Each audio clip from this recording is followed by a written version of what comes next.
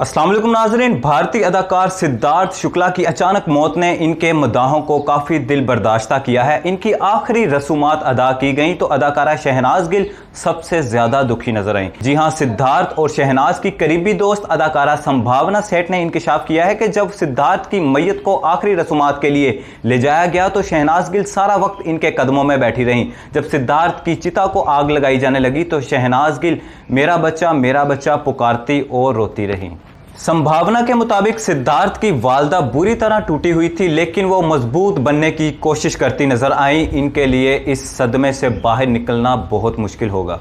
ख्याल रहे कि 40 साला भारतीय अदाकार सिद्धार्थ शुक्ला हरकतें कलब बंद हो जाने के बाद जुमे रात को इंतकाल कर गए थे। अपने फनी कैरियर के दौरान इन्होंने मुतद्दिद ड्रामों में काम किया, ताहम इन्हें असल शोहरत रियलिटी शो बिग बॉस से मिली। इसी शो के दौरान इनकी मुलाकात शहनाज गिल से हुई और कहा जा रहा था कि दोनों रवां बरस दिसंबर में शादी करने वाले थे।